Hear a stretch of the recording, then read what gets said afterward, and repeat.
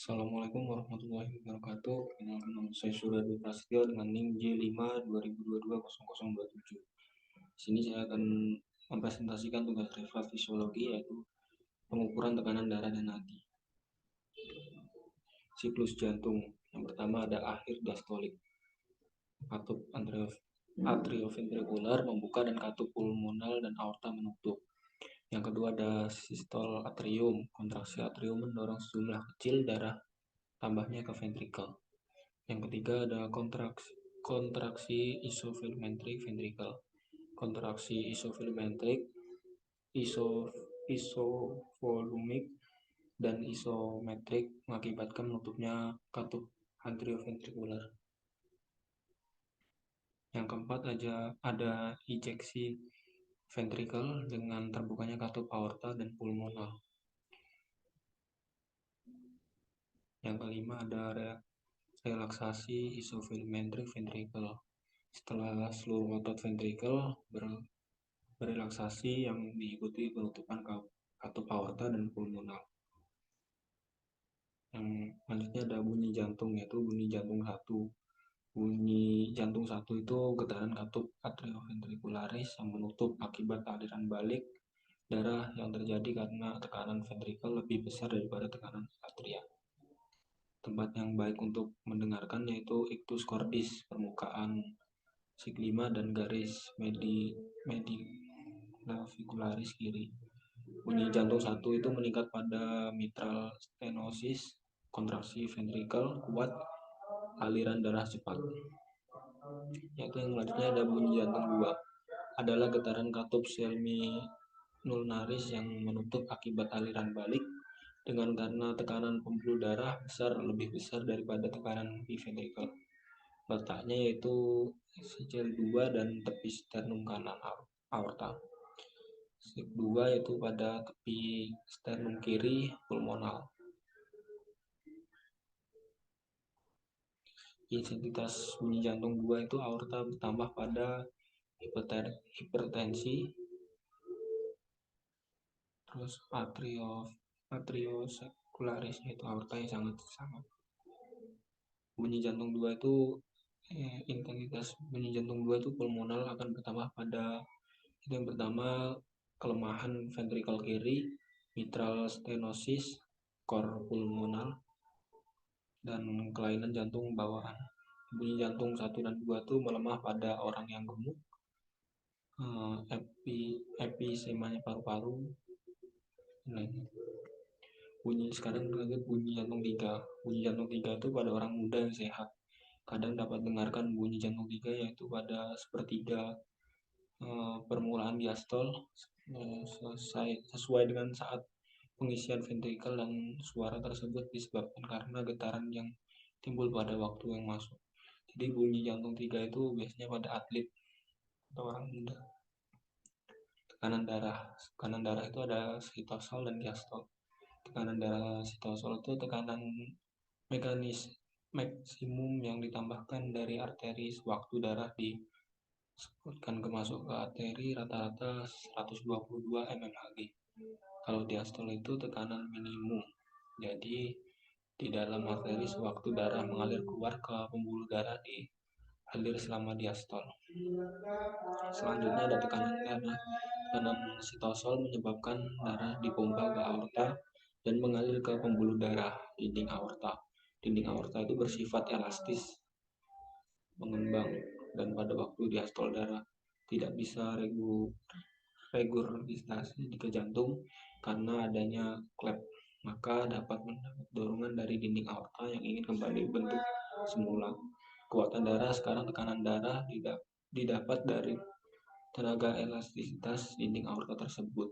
Jadi normal dalam waktu istirahat tekanan darah itu 120/80. Artinya tekanan sitosol 20 mmHg dan tekanan diastolnya itu 80 mmHg. Hubungan tekanan darah, curah jantung, dan perifer itu tekanan darah mengembangkan interaksi dari curah jantung, tekanan vaskular perifer, volume darah, viskositas dan darah dan elastis arteri. Tekanan darah dipengaruhi oleh curah jantung dan resistensi pembuluh darah perifer. Tekanan darah itu cardiac output atau tahanan perifer, SFR singkatannya. Yaitu yang pertama ada curah jantung atau cardiac output, adalah jumlah darah yang dipompakan oleh ventrikel ke dalam sirkulasi pulmonal dalam sirkulasi sistematik dalam waktu 1 menit. Pada adanya istirahat curah jantung rata-rata 5 liter per menit. Hal ini dapat dihitung dari rata-rata jumlah denyut jantung per menit sekitar 70 kali dan stok volume sekitar 70 mili per denyutan. Yang pertama ada preload. Preload adalah keadaan di mana serat otot ventrikel kiri jantung memanjang atau memegang sampai akhir diastol. Afterload itu adalah tahanan yang diakibatkan oleh pompa ventrikel kiri untuk membuka katup aorta selama sistole dan pada saat memompa darah. Yang ketiga C, kontraksilitas. Kekuatan kontraksi otot dari otot jantung sangat berpengaruh terhadap cardiac output, maka kuat kontraksi otot jantung makin banyak pula volume darah yang dikeluarkan. Yang kedua ada viskositas darah dan tahanan perifer. Kekentalan atau viskositas darah mempengaruhi kemudian aliran darah melewati pembuluh yang kecil, dan viskositas darah ditentukan oleh hematokrit. Apabila hematokrit meningkat, aliran darah lambat, tekanan dalam arteri. Itu yang pertama ada tekanan darah. Tekanan darah dan merupakan salah satu indikator untuk menilai sistem kardiovaskular bersama dengan pemeriksaan nadi. Lokasi pengukuran yang umum dilakukan pada arteri brachialis pada cubital fossa. Selain pada arteri brachialis, pengukuran tekanan darah juga dapat dilakukan pada arteri popliteal bagian belakang lutut. Alat yang digunakan adalah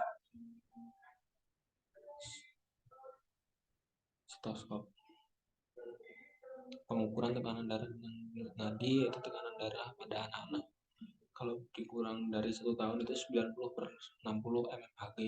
Kalau 1 sampai 5 tahun itu 95 sampai 65 mmHg. Tapi kalau 5 tahun sampai 20 tahun itu 100 hingga 60 mmHg.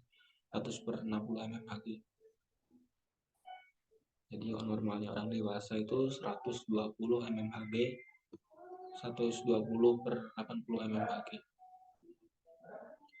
Prosedur pemeriksaan tekanan darah itu yang pertama ada persiapan pasien, ditanyakan tekanan darah pada pengukuran terakhir pasien, istirahatkan selama 3-5 menit dalam posisi nyaman, dapat berbaring atau duduk. Apabila posisi pasien duduk, pastikan posisi kaki tidak bersilang atau menggantung. Yang kedua ada menentukan ukuran manset dewasa atau anak-anak, periksa kantong dan manset pada kondisi kosong, tidak berisi udara. Terus kalau yang ketiga itu mengatur tensimeter agar siap pakai. Yang keempat memastikan valve pada pompa sudah menutup. Pasang manset pada lengan atas, pasang dengan pas, tidak longgar dan tidak juga kencang. Posisi manset itu kurang lebih 1 inci atau 2,4 cm di atas siku. Yang keenam, tempatkan lengan sedemikian rupa sehingga siku dapat keadaan sedikit fleksi. Yang ketujuh, palpasi nadi. Yang keempat, yang ke-8, dengan 1 jari meraba arteri brachialis. Yang ke-9, turunkan tekanan manset perlahan sampai buntut nadi brachialis kembali teraba kembali. Kemudian pasang corong bel stetoskop. Kemudian cek bel ke-12 pompa manset kembali sampai kurang lebih 30 mmHg di atas tekanan sistolik alfatoir. Yang ke-13, buka katup perlahan. Yang ke-14, baca monitor mengukur tekanan. Dan yang ke-15, lepas mancet dan kembalikan pasien pada posisi nyaman. 16, catat hasil pengukuran dilengkapi dengan hari dan jam pengukuran. Yang ke-17, apabila diperlukan pengulangan memeriksa, memberi jeda 1-2 menit. Yuk, selanjutnya denyut nadi. Denyut nadi itu adalah gelombang darah yang dapat dirasakan karena adanya aliran darah yang dipompakan ke dalam arteri oleh kontraksi ventrikel ke kiri jantung.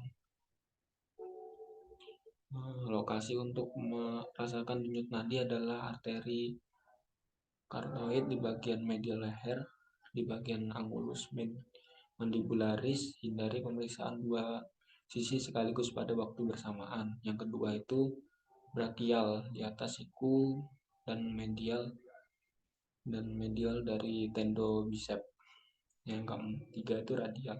Radial itu bagian distal dan ventral dari penggalangan tangan. Yang keempat ada femoral. Yang kelima ada popliteal. Yang keenam ada tibia posterior. Yang ketujuh ada pedis dorsis lateral dari tendo M musculus externus. Itu prosedur pengukuran dilakukan dengan cara menurunkan jarak telunjuk dari jari tengah. Nadi dapat ditemukan pada leher, bagian samping, siku bagian dalam, atau pada pergelangan tangan. Cara yang paling mudah adalah mengukur pada pergelangan tangan, yaitu di arteri radialis. Jadi di pergelangan tangan itu di arteri brachialis atau lurusannya jempol itu. Saat pengukuran sebaiknya tidak sambil melihat jam atau petunjuk waktu secara konstan, karena dapat mempengaruhi kontraksi penghitungan nadi. Yaitu normalnya nadi itu kalau bayi 100/80 kali per menit, kalau anak-anak 80-100, dewasa itu 60-100. Kalau brakikardia itu kurang dari 60, takikardia lebih dari 100. Kalau takikardi itu denyut nadi bertambah cepat pada keadaan fisiologis seperti emosi lain-lain. Kalau brakikardi itu melambat, perlambatan denyut nadi. Itu brakikardi adalah gambaran pada tekanan intrakral. Terus yang kedua ada irama. Irama itu ada reguler, irregular. Terus ada volume nadi kecil, volume nadi yang berkurang secara lokal, volume nadi besar. Terima kasih, sekian presentasi dari saya, kurang lebihnya mohon maaf. Wassalamualaikum warahmatullahi wabarakatuh.